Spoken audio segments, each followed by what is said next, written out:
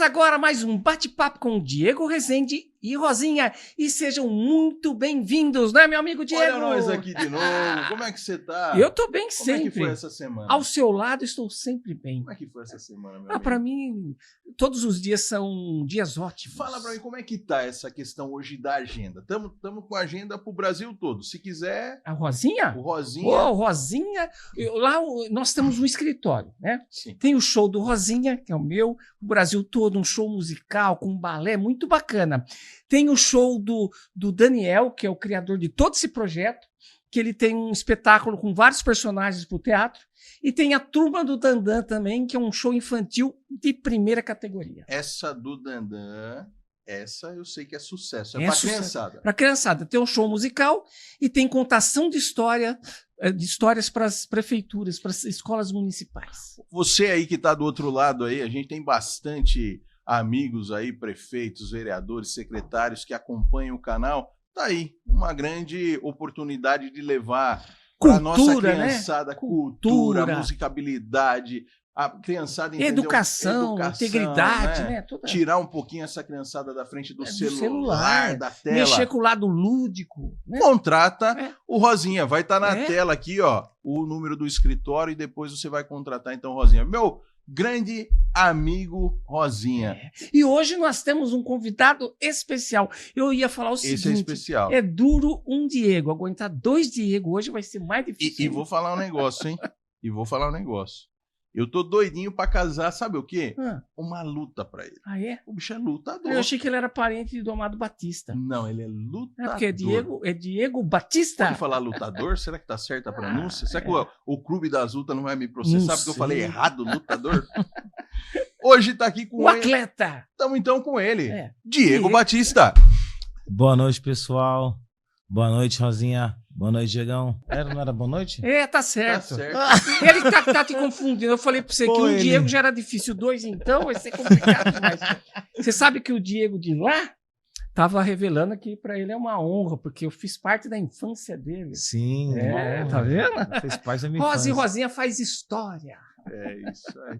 Mas é um prazer tê-lo aqui com a gente, viu? Prazer é todo Seja meu. muito bem-vindo e vamos desfolhar um pouco, assim, desvendar um pouco dos segredos do Diego Magalhães. É Magalhães também, né? Diego Magalhães Batista. Diego Magalhães Batista. Chique. Demais. Diego, Ô, Diego, você é de Salto? Sim, sou nascido e criado em Salto. Na verdade, eu nasci em Itu. Mas meu pai tinha uma rinchinha, né? Itu, Salto, o pessoal falava de Itu que Salto era o quintal. E aí meu pai, na época, não tinha a tecnologia de hoje, ele foi pro cartório e falou, olha, nasceu em casa. Então eu tô na minha certidão de nascimento tá nascido a domicílio na Rua Japão, número 159, em Salto. Mas eu nasci em Itu, na Nossa Senhora da Candelária. Olha lá. A ser Salto. Salto, tracinho, São Paulo. Salto. Salto foi distrito de Itu, depois se criou sua independência e virou cidade. Então, fica Salto e fica Itu. Não tem nada de Salto de Itu. Isso é muito no passado. Mas vamos falar do Diegão aqui, né? E como foi a sua infância? Cara, graças a Deus, minha infância foi muito boa, né? Tive meu pai e minha mãe presente na minha infância toda. Meu pai era daqueles antigos, né? A mulher fica em casa cuidando dos filhos e eu vou dar um jeito. Ele vai pra luta. E eu vou pra luta. Então, meu pai passava a maior parte do tempo trabalhando fora, mas tinha ele presente à noite, né? À tardezinha, e minha mãe que ficava mais tempo com a gente. Então, as minhas lembranças de pequenininho infância, de brincadeiras e tal, era 99,9 com a minha mãe. Você tem irmãos? Sim, tenho irmãos, bastante irmãos. Do meu Dá pra pai, contar no dedo assim? Numa mão só, se for do meu pai e da minha mãe, sim. É eu e mais duas irmãs, a Du e a Dai. Aí só por parte de pai éramos 9. Agora somos 8, minha irmã mais velha foi morar com o Papai do Céu. Mas éramos 9 filhos do meu pai e da meu pai e da minha mãe, 3 filhos. Era trabalhador mesmo. Não, trabalhador, muito trabalhador. E eu tive a honra de conhecer o nosso saudoso Luiz Carlos Batista, o Luizão, que foi e é um exemplo. É o pai. Meu pai. Que foi um exemplo para a cidade de Salto, né? É um exemplo a ser seguido, de fato um vencedor, né? O Diego pode contextualizar um pouquinho da vida do nosso sempre vereador Luiz Carlos Batista, porque ele tinha esse sonho e ele falava que ia ser vereador em Salto. E o Luizão teve um período que morou até na rua. Ele tem uma história, morou na rua, né? Dois períodos que ele... E ele já falava na rua que ele seria vereador. Foi vereador, foi presidente da Câmara por 2 vezes, então é uma história de superação, né? Sim. Vencendo o preconceito. São histórias de exemplo de vida, Exato. Né? Sim, eu sou muito suspeito a falar, né, do meu pai, meu grande herói. Mas ele era um cara muito acima da curva, assim. Foi morador de rua dos 7, 8 anos até os 12. Aí foi com uma caravana de rodeio, ficou até os 14, 15 com eles, faliu, voltou pra rua, morou de novo na rua. Aí com 16 anos ele acabou sendo adotado pelos meus avós adotivos e terminou com o sonho dele sendo velado na Câmara Municipal de Salto. Que era o sonho, falava em vida, vou ser velado aqui, e a gente conseguiu realizar esse desejo dele. E antes da política, assim, depois desse período que ele foi adotado, ele trabalhava em que área? Ele trabalhava com construção, veio para Salto para construir a antiga Marcicano, aí construiu a Marcicano, quando foi para ele ir embora fazer outra empresa, o pessoal da Marcicano achou que ele gostou muito do trabalho dele, falou, não, fica, eu não sei quanto que você ganha lá, mas você vai ganhar melhor aqui. Fica aqui para cuidar. Ele ficou 19 anos, se não me engano, 18 ou 19 anos encarregado da Marcicano. Aí quando ele saiu da Marcicano, ele comprou um caminhãozinho que ele fazia frete, mudança e trabalhou com o caminhão até aposentar e se tornar vereador. Na verdade, ele se tornou vereador nesse meio tempo, presidente da Câmara, continuou trabalhando no caminhão e aí foi um acidente de caminhão, eu, ele e meu irmão, que acabou com o caminhão. A gente deu PT no caminhão, perdemos o freio. E aí ele até foi um dia assim, bem pesado, um divisor de águas na minha vida do meu pai, que tava eu, ele e esse meu irmão, a gente perdeu o freio do caminhão, e aí ele falou, ó, perdi o freio, pula, que eu vou ficar com o caminhão, porque depois, conversando com ele, né, meu pai em situações extremas sempre foi muito frio, assim. E aí ele teve essa percepção de se eu sair do caminhão junto com eles, o caminhão pode pegar alguém na rua, pode pegar criança. Estava dentro da cidade. Dentro da cidade. Estávamos lá no Marília. Agora tem um prédio, na época não tinha, agora lá nos prédios do Marília a gente estava descendo. E aí embaixo tem um pontilhão com uma parede, que agora também acho que está ocupado lá, mas na época não era. E aí ele desceu o caminhão e falou, pô, vou jogar na parede lá, se tiver que morrer alguém, não vai ser o filho dos outros. Aí ele mandou eu e meu irmão pular, meu irmão veio a pular no meio do caminho, ele pula filho, eu pulo pai, ele não pulou, eu também não pulei, a gente ficou. Aí ele entrou com o caminhão para perto da parede, aí abaixo de Deus um pedaço de concreto que estava no chão, engatou na frente do caminhão, aí tirou o eixo da frente, e aí o caminhão enfocinhou na terra e parou perto da parede, e no fim eu e ele foi o que menos... Quem acabou se machucando foi meu irmão que pulou. Mas eu e ele não fizemos nada, graças a Deus. Mas o caminhão deu PT, ele já era vereador, já estava com trâmite de aposentadoria, foi assim que a gente encerrou o ciclo de trabalho braçal dele, e aí ele ficou só com a política e posteriormente com a aposentadoria. Coisas da vida, né? E você, como você entrou no esporte? Então, eu sempre fui gordinho. Ah, é? Eu sempre fui gordinho desde pequenininho. E aí eu tinha o sonho de servir o exército. Tive o privilégio de ficar 5 anos nas fileiras do exército. E quando eu entrei no exército... Você entrou para fazer o exército e ficou lá? E fiquei. Eu entrei em 2007, ainda meio gordinho. E quando eu entrei no exército, eu notei que mesmo gordinho... Fisicamente falando, eu tava bem. Eu segurava comparado à galera. Aí eu pensei, pô, imagina se eu emagrecer. Eu não sabia até então, mas eu era extremamente competitivo. Eu já tinha isso dentro de mim, eu só não sabia. Aí eu falei, pô, eu queria ficar melhor que alguém, que todo mundo em alguma coisa. O que vai? Acho que vai ser o físico. Eu era laranjeira, que a gente fala, morava no quartel. Eu vinha só de final de semana para casa, quando não tava de serviço. Passei a treinar muito no exército e aí emagreci. Isso aqui em Itu, exatamente. Aí emagreci, na época eu era noivo, tinha uma noiva, e aí eu sofri um acidente no exército, eu era eletricista lá, sofri um acidente, fiquei 4, 5 meses, 6 meses sem fazer atividade física, aí comendo igual eu comia, voltei a ser gordinho. Aí eu pensava, pô, já não sou bonitão, Vou ficar gordinho? Não, vou ficar pelo menos com um shape legal, né? Vou emagrecer. Vou ficar bonito pra patroa. Aí, voltei a treinar para emagrecer.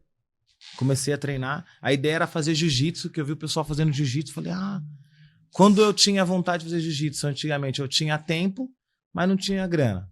Aí quando eu tinha grana, eu não tinha tempo, porque estudava e trabalhava. Aí eu falei, agora encaixou, vou ter tempo e eu consigo pagar. Aí falei com o professor para fazer jiu-jitsu, voltei no outro dia. Quando eu voltei no outro dia, não era jiu-jitsu, era kickboxing, com o Douglas Bertazini, que foi o cara que me formou. Aí eu cheguei lá para treinar, ele falou, e aí, vamos treinar? Eu falei, mas não é jiu-jitsu? Ele, não, é kickboxing.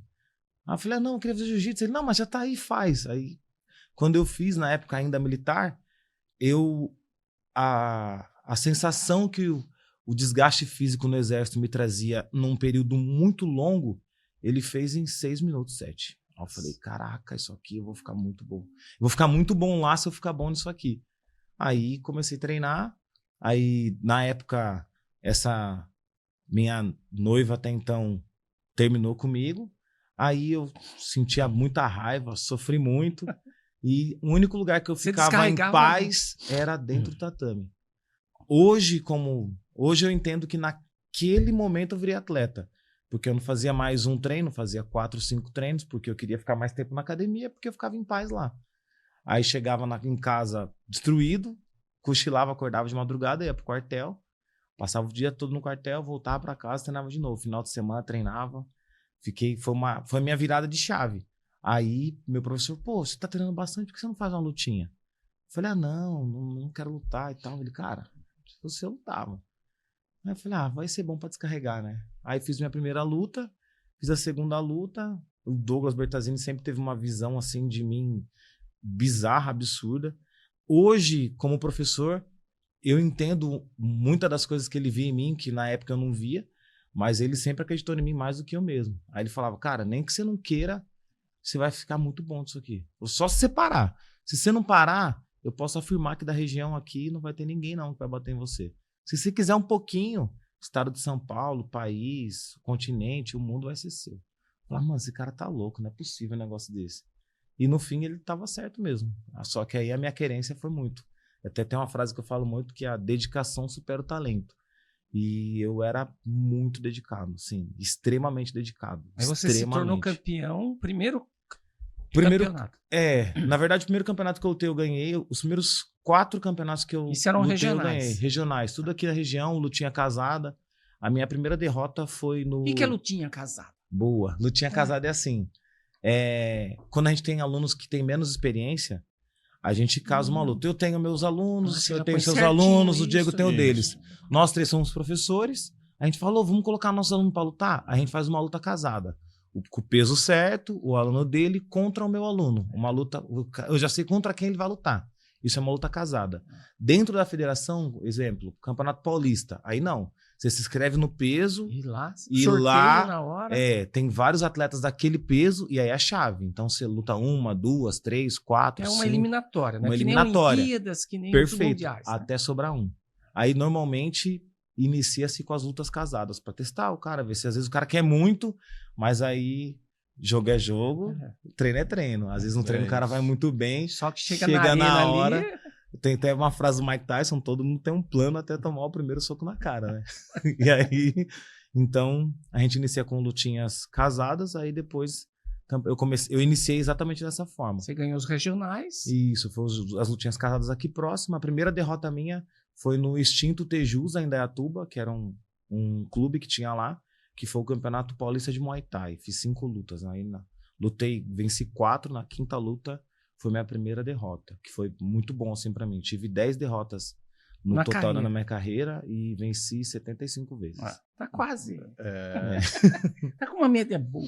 Diego, hoje, pra gente falar um pouquinho do teu currículo de lutas, pro pessoal que tá aí assistindo o canal, aliás, além do canal do YouTube, que é o Bate-Papo com Diego Rezende e Rosinha, que a galera vai lá, tem que se inscrever, compartilha, ativa o sininho aí. E a gente também está em rede nacional. Todas as quartas-feiras nós estamos na Com Brasil em todo o território nacional. E fala pra gente, pra eu e pro Dani, assim, que a gente que é meio leigo nessa questão de luta, porque o Dani, ele é Porque eu sou artista. faixa preta de judô. Tem faixa rosa Não. no kickbox ou não? Não tem Não tem faixa rosa? não tem Mas faixa nós temos um rosa. cara na produção que é faixa rosa, eu só não posso falar quem é. Olha só, eu nem desconfio. E aí, Diego, qual que é o currículo assim? Eu sou campeão regional, eu sou campeão paulista. Qual que é Eu o... sou pentacampeão paulista, bicampeão brasileiro, bicampeão pan-americano e bicampeão do WGP, que é o maior evento profissional de kickboxing. Esses são os títulos de maior expressão na faixa preta. Também sou campeão dos Jogos Regionais de boxe e tricampeão dos Jogos Abertos de kickboxing. Você falou ali que você lutou Muay Thai. Sim. Mas não é kickbox que você treinou? Boa. E qual que é, Na né? verdade, assim, eu treinei boxe, kickboxing e Muay Thai. Competi nas 3 modalidades. Sou faixa preta de kickboxing, onde é a modalidade onde eu mais me especializei e é onde eu sou professor. Kickboxing eu sou professor formado faixa preta dentro da federação. Lutei Muay Thai e lutei boxe, mas eu sou especialista em kickboxing. Qual a diferença do Muay Thai? Vou falar grosso modo Tá. primeiro. A grosso modo, boxe, só soco. Certo. Kickboxing, soco, chute, joelhada. Muay Thai, soco, chute, joelhada, cotoveladas e quedas. Essa é a diferença a grosso modo. Falando de regra, não tem nada a ver. O pessoal acha muito que kickboxing e Muay Thai é muito parecido. De fato, para quem não entende o que está acontecendo, se parece muito um com o outro. Mas a regra não tem nada a ver. É tipo vôlei de praia e futebol de campo. É nada a ver mesmo. Você pode pegar um atleta de vermelho e um atleta de azul, apresentar para um técnico de kickboxing, um árbitro de kickboxing, e falar, ó, quem ganhou? O cara, o de vermelho ganhou disparado. A mesma luta mostrar para um de Muay Thai, ele vai falar, não, tá maluco? De azul. De acordo com Nossa, cada... Interessante então, isso, eu não sabia, não tinha essa noção. A regra Nenhum é totalmente desses diferente. tem luta de chão, né? Nenhum desses tem luta do chão. Que já Aí vai é só pro jiu-jitsu. Isso, jiu-jitsu, judô, e tem hoje que tá muito em alta, que é o MMA, que é a junção de todas as modalidades. Né? Isso que eu falo. No MMA você pode ser de qualquer uma dessas para poder lutar lá. Hoje não adianta mais ser de uma dessas. Hoje o esporte evoluiu muito, então o cara tem que ser bom para se destacar, ele tem que ser bom em todas. E aí ele tem que, normalmente o cara é especialista em uma o cara luta tudo, ele luta mas... tudo e só que ele é bom muito no chão, bom. O cara é bom. Isso, a grande maioria sim, mas hoje tem um pessoal que é muito bom em tudo. Ô, Diego, e você falou dessa questão que você ia para academia, ficava lá cerca aí de 4 horas ou até mais. Pra gente entender um pouquinho, qual o cara que é bom em tudo, qual é a vida desse cara? Tá engraçado. Tem que se dedicar só a isso. Né? O cara que é bom em tudo, a vida dele é isso. Literalmente isso. Eu fui muito bom só em luta em pé. E a época que eu fui muito bom em luta em pé, a minha vida era isso.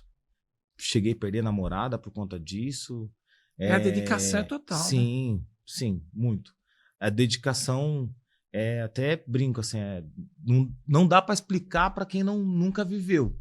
Mas você acorda pensando nisso, você dorme pensando nisso. Você vai botando tijolinho.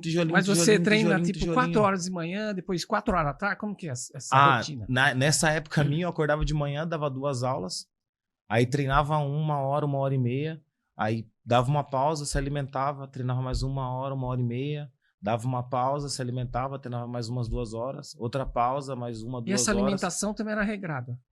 No início, por falta de conhecimento, não era não. Minha alimentação era bem ruim, até. Hoje que eu tenho um pouco mais de conhecimento, minha alimentação era péssima. Mas na época, para mim, era só ruim.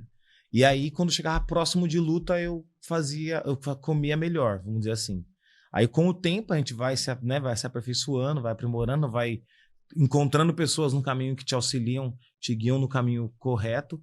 E aí, o cara que é bom em tudo, ele come certo 98% das vezes. Ele tem um nutricionista que ele tem um nutricionista, ele tem um preparador físico para fazer a parte física dele. Na minha época, a gente não tinha isso, né? Você tinha um esporte, mas era paralelo à tua vida. Né? Isso, exatamente. Na verdade, eu fui abençoado com viver do meu hobby, né? que era não vou falar da luta porque eu não vivia da luta, eu vivi sempre da aula. A remuneração vinha da aula, não da luta. Mas era o mais próximo do que hoje eu acredito que é a realidade de, não vou falar 100%, mas assim, 95, 90% do pessoal que almeja viver da luta, hoje eles vivem da aula e a luta e pretendem viver da luta. A não ser um MMA que já tá lá, né? Ainda assim no MMA, São o cara que alguns, vai né? pro UFC, que já tá o alto rendimento, o próprio LFA, o cara consegue viver da luta.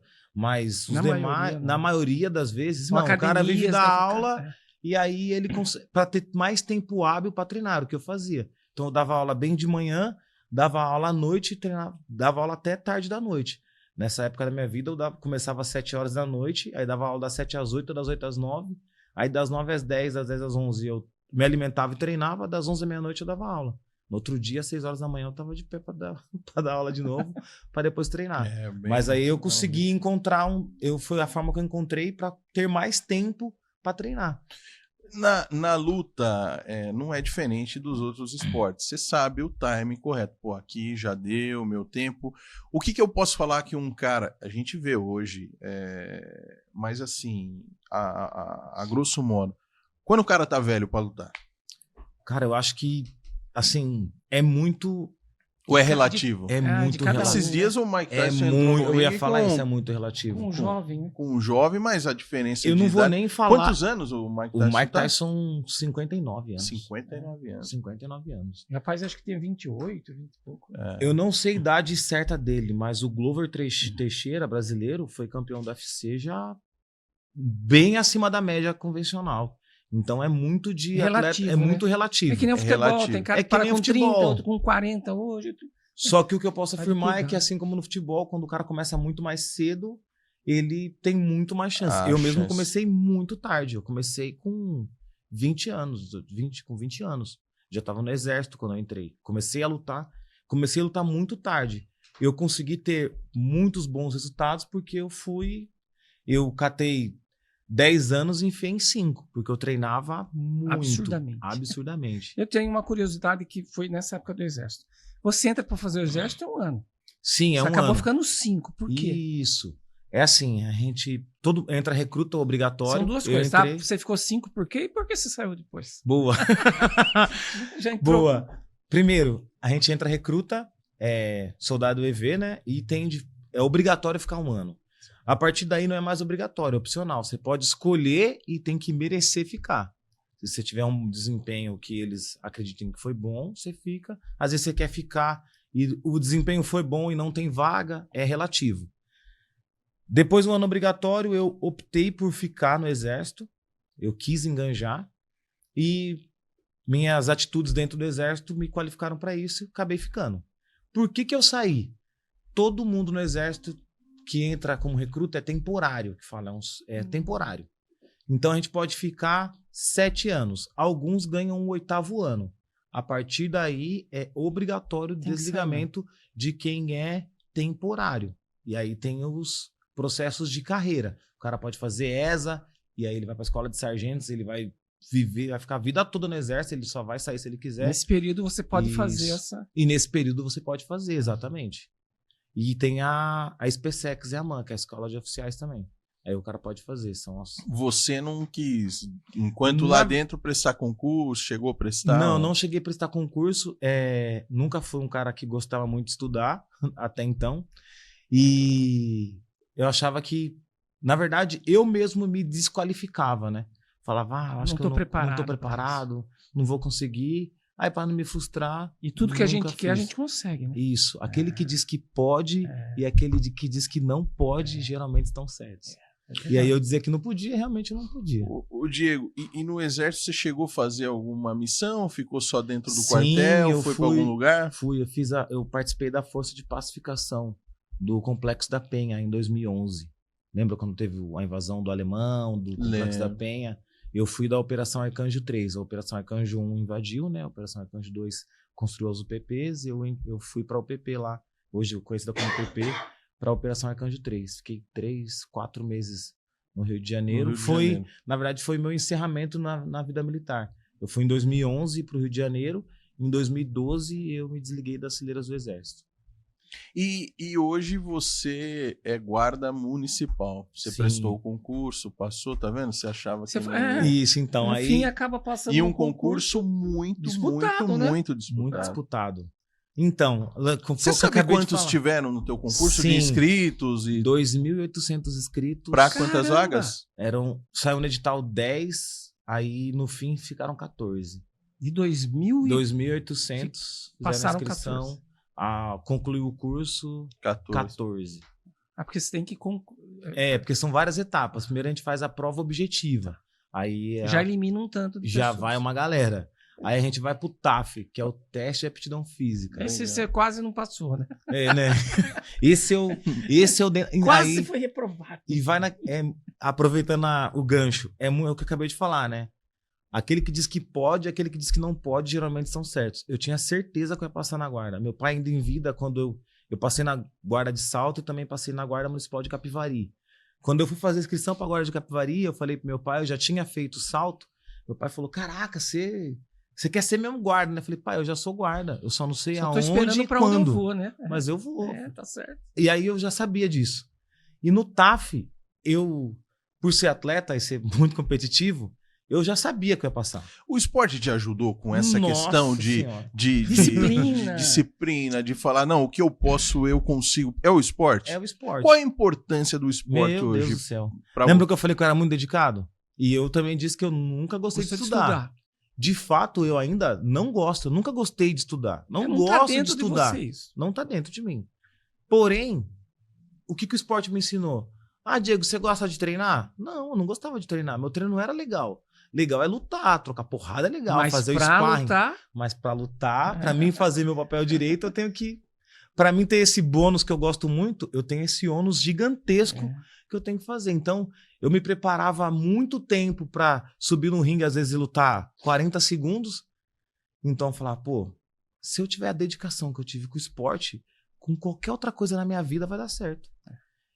Qualquer outra coisa. Não existe nada que um atleta de alto rendimento fale, eu quero fazer e ele não faça. Então, nada. Tudo é disciplina, né? Tudo é disciplina. Tudo é disciplina. O cara fala, vou estudar 1 hora por dia, vou estudar 2, vou estudar. Você põe aquilo na sua disciplina e acontece. Obedecer o que você mesmo falou. E eu acredito, Diego, que eu também passei por lá e foi um divisor de águas na minha vida. O quartel ensina muito, né? Sim, ensina muito. Eu lembro de muitas coisas que a gente carrega até hoje. Eu lembro um dia que eram 11 horas da noite, mas a gente recebeu uma caneta e 32 folhas de... Não, uma caneta e um pacote de folha de sulfite. Minha bateria era a bateria lá, a primeira bateria de obus. Na época você entrou como achei que era a primeira bateria da Mangueira. Eu entrei como GLS, né? Não, já era...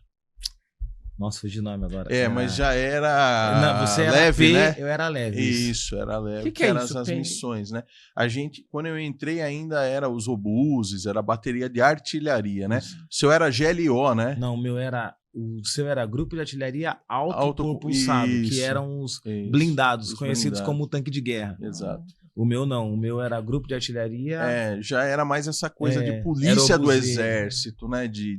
Dessas questões das missões. Na enfim. minha época, a minha bateria era da Mangueira. Era da Mangueira. Eu não fui aceito no exército. Eu era muito pequenininho. E aí eu me recordo que o tenente Henrique César, primeiro tenente Henrique César, foi comandante do quartel de Itu, tenente Henrique César. E quero até mandar um abraço aí hoje para o nosso coronel Henrique César.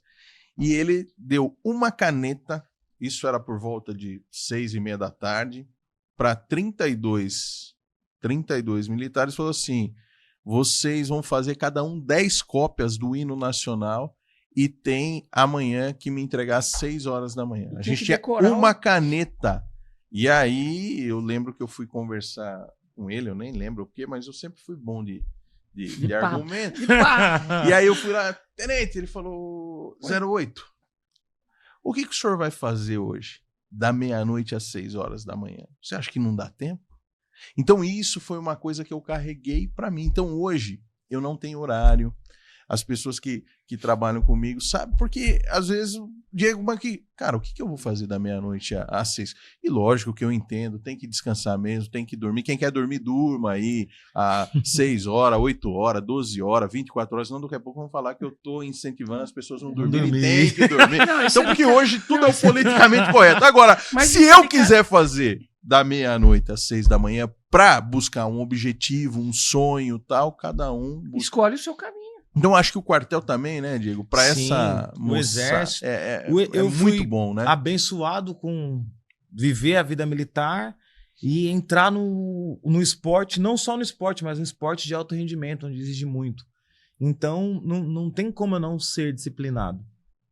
Mesmo que eu não quisesse. Na verdade, se eu não quisesse, eu não tinha seguido esse, não tinha seguido esse caminho. O exército Mas é por disciplina. Foi O isso esporte também. Né? Então, E o quartel é muito bacana, né? Você pega, nós estamos aqui hoje tem uma visita aqui do Rodrigão. O Rodrigão tá aqui, que é amigo nosso, arquiteto.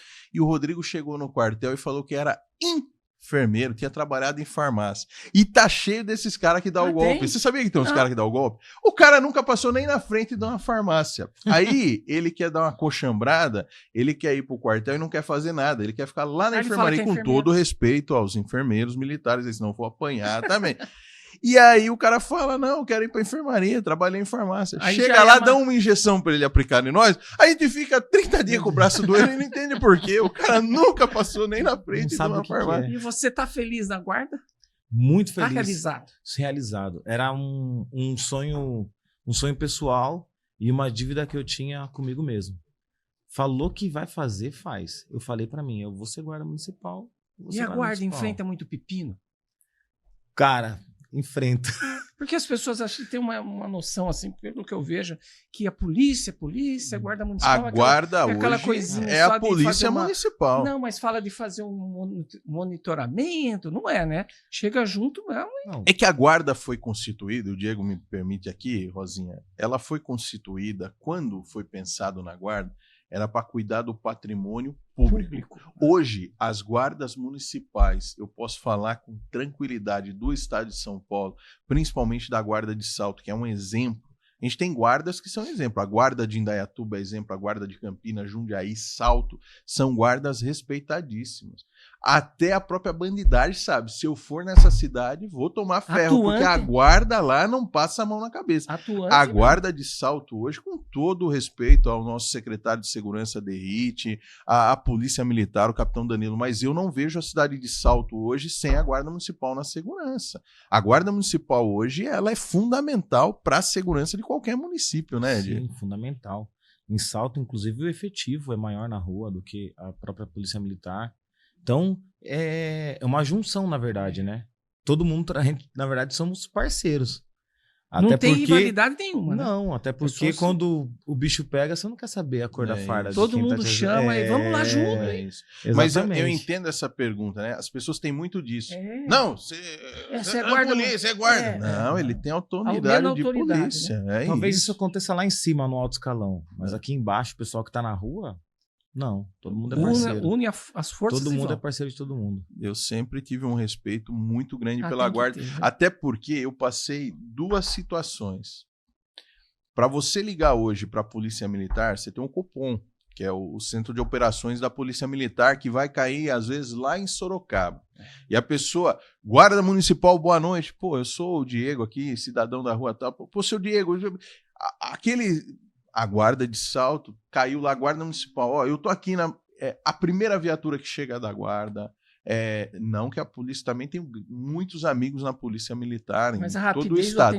Guarda municipal, ela tá ali. Quem atende o telefone tá ali. Às vezes conhece o lugar, a cidade, as ruas, conhece tudo. O operador que tá hoje atendendo lá na guarda, ele também já patrulhou na rua, né? Às vezes o cara do Cupom não sabe nem onde fica o município de Salto. Não, isso então, é verdade. Nós temos uns recadinhos. Toma uma aguinha aí. Tem uns presentinhos aí, né? E hoje nós estamos aqui. Eu quero mandar um abraço pro Guilherme da Brasil Cacau. O Guilherme Brasil Cacau. Ponta firme, né? Ali da nossa loja de Salto. Ontem eu passei lá. O Guilherme trata a gente com bastante carinho. Ele queria que eu tomasse um sorvete lá com chocolate e tal. Aí o Guilherme, eu não tô mais Antigamente eu ia tomava 6. Você fala assim... Hoje, Guilherme, eu não tô mais... Você tem que falar assim, o tomando, Rosinha vai vir tomar. eu tô num processo agora que eu tô querendo ficar bonito. Ué. E aí... Não, mais elegante, né? Mais elegante. Porque bonito eu já Bonito sou, você já né? é. E aí eu não tomei o sorvete, mas eu quero de verdade agradecer o Guilherme pelos mimos que mandou. Aliás, tem um presente aqui pro nosso... Ô, Guilherme, faz o seguinte, o Diego não pode, eu vou, combinado? Tomar seu sorvetinho aí. Eu sou apaixonado por isso. Olha que chique, né? Muito obrigado. Abre aí, mostra. Você vai levar lá hoje. Olha só, hein? Ó, muito obrigado, Brasil Cacau. O Guilherme. Brasil Cacau. É o Guilherme que... meus moleques vão gostar, hein? É pra criança. É Guilherme? É, Guilherme. Guilherme, muito obrigado. Meus moleques vão ficar muito felizes. E, ó, a patroa também, hein? E, qualidade. e você acha que ele não falou que ele quer que leve você lá? Todo mundo quer que eu leve você. Combinado, Todo combinado. mundo quer que... Traz o Rosinha aqui. Eu vou falar do meu pão de queijo predileto, que é o saboroso. O Diego, você nunca experimentou um pão de Esse queijo é bom mesmo. de tanta qualidade. Esse pão de queijo, quando você morde, é crocante e você sente o queijo, sente o recheio. Esse aqui, na verdade, é o dadinho de tapioca, né? Um queijo coalho que é sensacional. Mas nós temos toda a linha gourmet, por exemplo, com Frango com requeijão, catupiry frango catupiry, espetáculo.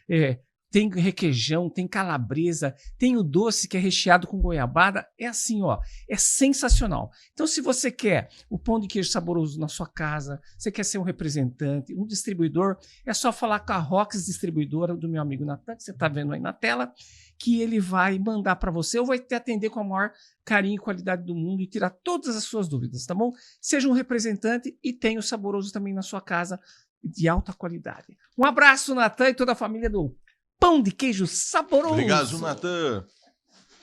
Ô, Rosinha, voltando aqui, antes da gente sair dessa questão da luta. Guarda? Não, da luta. Ah, Depois tá. a gente volta na guarda. Aí podia contar já uma experiência que ele teve lá. Eu queria que você falasse um pouquinho do Rei das Luvas. São Esse projetos sociais. Né? Projeto projeto social social que você faz aí. Rei das Luvas, bom na escola, bom de luta. Esse projeto eu já Você tinha... criou esse slogan. Esse eu criei, Na verdade, assim, eu sempre tive vontade de trabalhar ou ter um projeto social. Já tinha desde o início da luta, eu achava legal eu via um professor fazer algumas coisinhas, eu achava legal, e eu tinha uma promessa comigo mesmo e ligada muito com a minha crença de que eu tinha que devolver as bênçãos que Deus tinha feito na minha vida, que graças a Deus eu abri meu espaço, eu não tinha dinheiro nenhum, minha irmã fez empréstimo para mim fazer tudo e normalmente o pessoal fala que você vai empreender, aí você põe a grana, aí você põe de novo, e você põe de novo, e graças a Deus eu fui abençoado que minha irmã me emprestou, a minha irmã fez um empréstimo para eu abrir meu espaço e muito rápido eu paguei o empréstimo, muito rápido eu abri a segunda academia, foi muitas bênçãos num período muito pequeno de tempo, um espaço de tempo muito curto. Né? E eu queria uma forma de devolver um pouco da bênção que Deus tinha feito na minha vida. E quando eu peguei a faixa preta, eu poderia responder por um projeto ou responder pela minha academia, que até então era o meu professor que fazia isso. Aí eu não queria pôr uma responsabilidade nele que podia ser minha, que deveria ser minha. Então, quando eu peguei minha faixa preta, eu falei, vou criar um projeto. E o Rei das Luvas também tem um dos motivos também do nome ser Rei das Luvas, é porque tem o Rei da Vila, que é do Campo do 15, do meu compadre Ronaldo. Ronaldo, um abraço. E aí foi por conta disso que aí o Rei das Luvas, bom na escola, bom de luta. Por que bom na escola, bom de luta? Primeiro tem que ser bom na escola, para você ter o direito de ser bom de luta. Então, a criança que inicia no projeto, são crianças de 7 a 15 anos, elas não precisam pagar nada, pagam, né? Como que elas pagam? Frequentando a escola. Então, ela tem que ser primeiro bom na escola, para depois ser bom de luta. Isso é dentro da sua própria academia? Isso é dentro da minha própria academia. Você tem os alunos particulares? Eu tenho os alunos particulares. E tem horário para essas crianças. E tem um horário para as crianças. Legal. Hoje hoje é o Luan, já tive o Neto, o Tatá, o Leandro. Nossa, eu não vou nem ficar citando nomes para não esquecer de ninguém, mas já tive uma galera que me auxilia nisso. Até porque são seus alunos, são meus alunos que me ajudam. Isso, que participam. Também, né? Não dou conta. Ainda mais agora com essa rotina de guarda, enfim. E aí eles me ajudam no projeto. E aí esse projeto nasceu assim para devolver. Já cheguei a ter, hoje tenho menos, mas chegamos a ter 40, 80 crianças no projeto. Bastante, De horário, tipo 40 de manhã, 40 da tarde. Hoje ele só é à noite, até porque mudou os modos escolares, né? Antigamente umas crianças estudavam de manhã, outra tarde. Hoje a maioria é Período integral. né? Aí a gente teve que se adaptar, adaptar, evoluir junto com o o sistema. Então a gente tem um projeto, aproveito para quem quiser fazer parte do projeto, todas as segundas e quartas das 6 às 7 da noite. Projeto Rei das Uvas, seu filho só tem que estar matriculado na escola e tem entre 7 e 15 anos, ele vai ser muito bem-vindo. Bacana, nós legal. Já passamos dessa área. Um pouquinho, né? Senão nós ia lutar lá também. Pouquinho, né, dos 15. Mas a aula em grupo você pode ir na aula em grupo. Aí, ó. Aula em grupo a gente tem de segunda a sexta, das 7 às 8 da manhã e das 7 às 8 da noite. E disso ele entende. Aula em grupo? Aula em grupo. Eu sou campeão na aula em grupo. Guardiões da Alegria, um outro projeto. Guardiões da Alegria, esse Qual projeto é do Paulão. Paulão, um abraço. Eu não posso falar do jeito que a gente fala normalmente, porque na frente das câmeras. Rede Paulão, nacional, seu lindo, te amo. Ele que criou o projeto, me convidou. A primeira vez que eu fui no projeto foi dia 25 de dezembro de 2014. E aí eu fui também nessa pegada do vou devolver um pouco de todas as bênçãos que Deus me fez. E aí no Natal a gente foi lá no hospital, ele já se vestia de palhaço, a gente colocou o nariz na época e foi pro hospital para dar um pouco de alegria pro pessoal. Isso, na verdade, o pessoal acha que a gente vai para alegrar as crianças, mas no geral no geral as crianças são mais os adultos. As crianças às vezes têm medo, alguns brincam, mas até o próprio pessoal do hospital, porque às vezes eu trazer um pouco de alegria para aquela pessoa que vai ficar lá 1 a 2 horas, não vai ter tanto impacto quanto eu melhorar o dia daquele paciente? Não. Do prestador, do enfermeiro, que vai ficar lá do 12 horas do profissional, que vai cuidar de 150 pessoas, 1000 pessoas. E ele acaba se descontraindo mais do que o paciente. Isso, então é importante, a gente trabalha em todos os aspectos. E as pessoas acham que é o contrário, né? Isso, o pessoal acha que só para animar o paciente. Para paciente, a criança. Na verdade, quem mais interage com a gente acaba sendo o pessoal que trabalha lá. E eu fui lá para devolver e eu fui com essa cabeça, tipo, vou lá devolver. Aí fui. Não fui tocado, porque eu fui lá para devolver e para mim eu tinha devolvido uma partezinha do que Deus tinha me dado. Passei um ano sem ir de novo, dia 25 de dezembro de 2015 eu fui de novo com o Paulão. Só que dessa vez quando eu cheguei lá para retribuir, vamos assim, para abençoar, o abençoado foi eu. Eu entrei um cara e saí outro. Naquele dia eu descobri que quem precisava daquilo lá não era eles, era eu.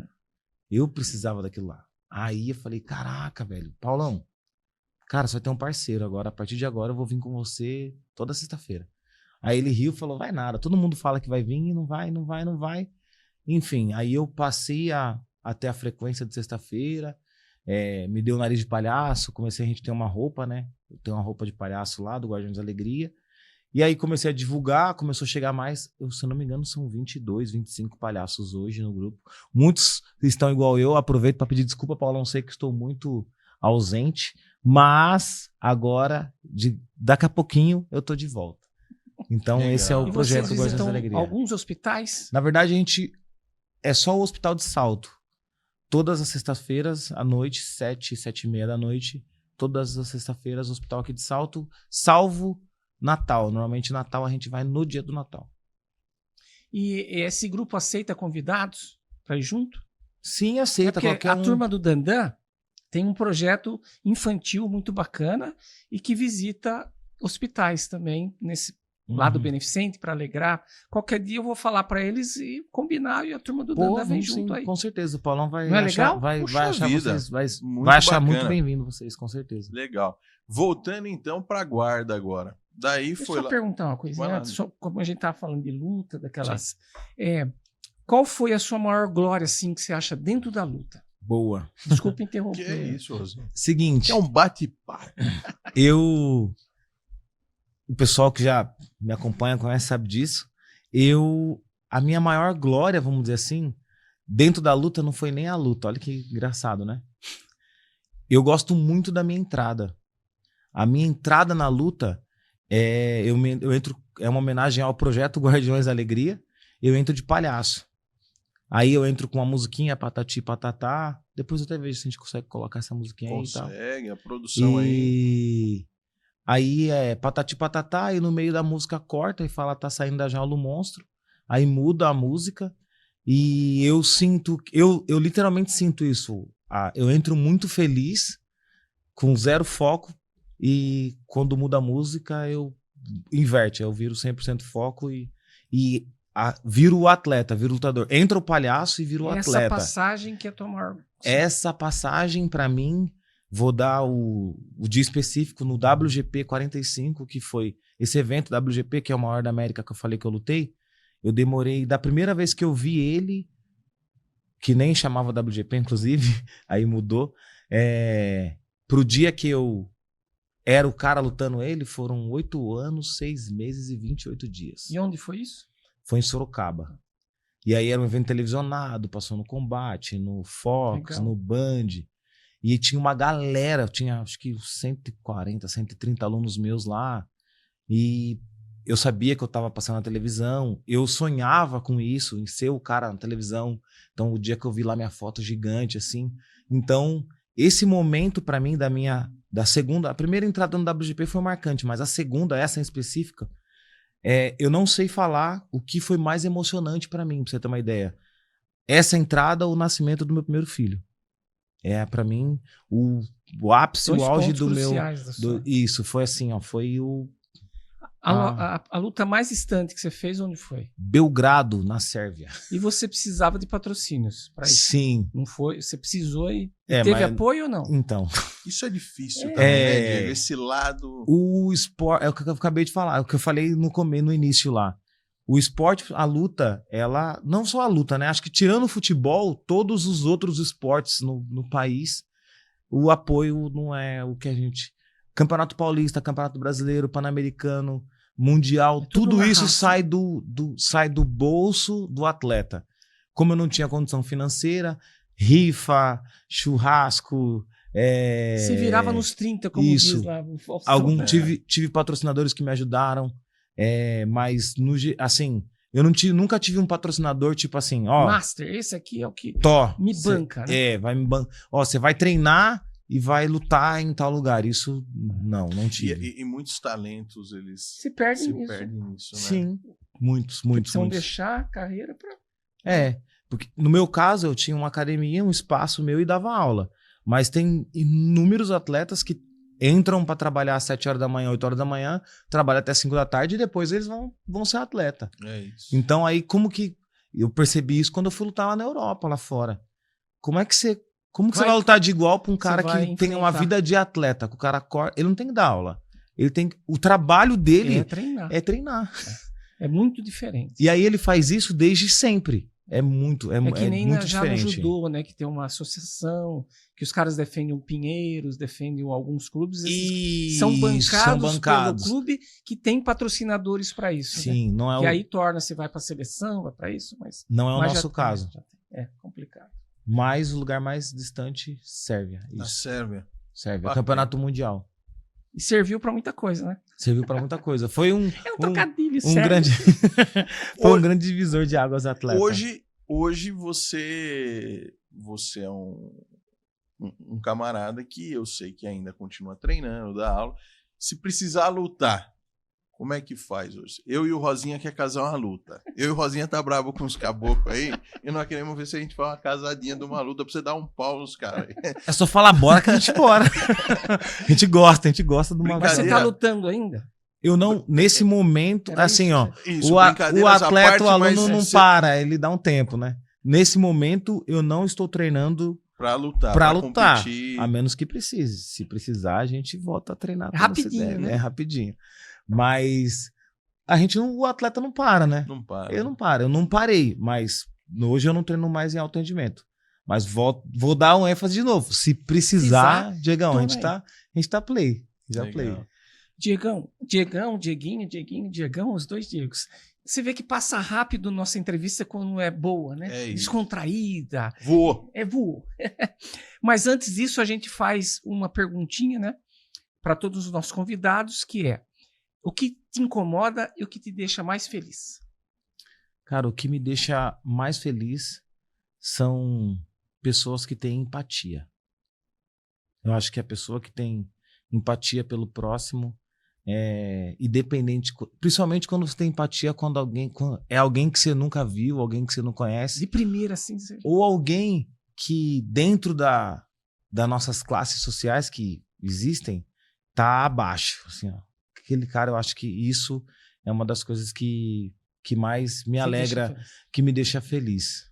E o que me deixa triste é isso. É o que mais te incomoda. O que me incomoda? A falta de empatia. A falta de empatia é algo que mais me incomoda. Bacana. Diegão, você quer deixar a rede social, dar um recado, uma mensagem para as pessoas, para os seus atletas, para as crianças? Fique à vontade. Minha rede social é Diego Batista SP, no Instagram, Diego Batista Facebook. Eu acho que eu não tenho nenhum recado para dar, não. Mentira, tenho sim. Para mim não vou esquecer para mim não esquecer de ninguém. Eu vou mandar um beijo, um abraço mais que apertado para minha patroa, né? Porque senão a casa cai, ei, irmão. Essa luta aí você vai perder. Essa luta. Olha só, eu sou guarda municipal, eu sou faixa preta e eu sou bom de burrada. Quem manda em casa é minha mulher. E se tá ruim para mim, imagina pros meros mortais, né? Então, gatinha, te amo muito. Um beijo e um abraço pros meus filhos. Eu tenho 2 meninos, né? O Noah e o Luke. Rapaziada, vocês vão ver isso mais pra frente, porque vocês ainda não vão entender. Quando vocês entenderem, amo muito vocês. E como a minha mãe me ensinou, essa é minha família, né? Minha mãe, meu pai, meus irmãos, hoje eles são minha família depois da minha família. Então vou deixar só pra eles que vou fazer o aprendizado da minha mãe, só pra minha família mesmo. Amém. Diego, quero agradecer, dizer que eu admiro você, acho você um cara fantástico. Continue firme, você ainda não alcançou nem metade daquilo que você tem condições de alcançar. Continue sendo esse pai maravilhoso, esse marido maravilhoso, esse professor maravilhoso que você é. Eu tive a honra de treinar com você, tive a honra de ter minha esposa treinando com você, enfim, meus filhos. E dizer que, cara, eu sou um fã teu, viu? Parabéns pela pessoa que você é, tá, cara? Continue firme aí. E ajuda a gente, pede pro pessoal aí entrar, se inscrever, compartilhar, senão você vai ter que conversar mais de perto com esse pessoal aí. Pô. Ajuda nós. Pessoal, eu não vou nem pedir, já sabe, né? Se inscreve no canal, como que é? Se inscreve no canal, dá like, compartilha, ativa o sininho. O pessoal já sabe o que tem que fazer, né? Eu não sei como é que vocês terminam aqui, mas sempre que eu faço alguns vídeos, eu tenho um jeito peculiar de acabar. E eu queria terminar do meu jeito. Posso terminar do meu jeito? Vai ser naquela câmera lá.